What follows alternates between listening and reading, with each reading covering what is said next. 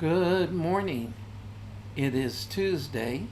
It's the 15th of April, and we're continuing looking at Holy Week, which is why I'm looking at events that occurred during that period. The Lenten reading is from Psalm 22. The Holy Week reading is from Matthew 26:14 to 16, and I'm reading 1 Corinthians 5, 7, and 8. For Christ, our Passover Lamb, has been sacrificed.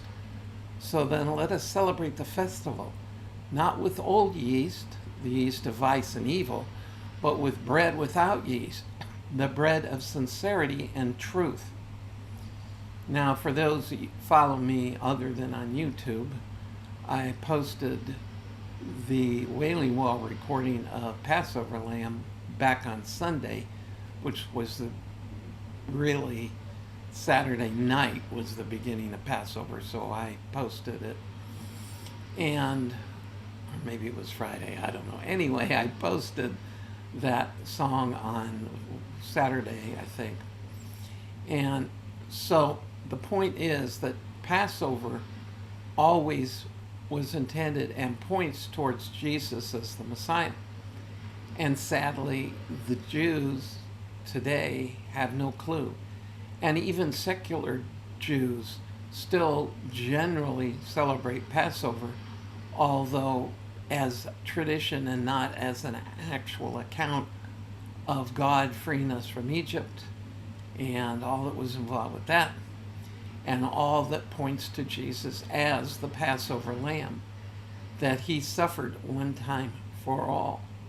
And this is the idea of the old yeast, the old bread, the fulfilled aspects of Passover now being replaced with what it's pointed to all along, and that is Christ is our Passover, that he was bruised for our iniquities, that he was striped like the matzah bread, that he suffered bitterness.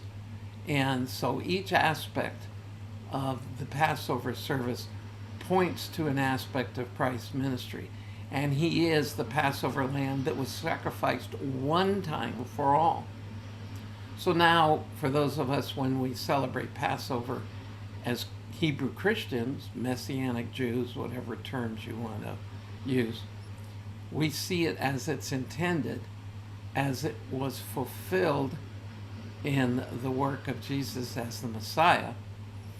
And by the way, if around you some Jewish missionary group is doing a Passover service from a biblical perspective that is fulfilled in Jesus, go ahead and join. Or maybe some of these groups are also posting it on YouTube where you can watch one. I think you'll find it very interesting.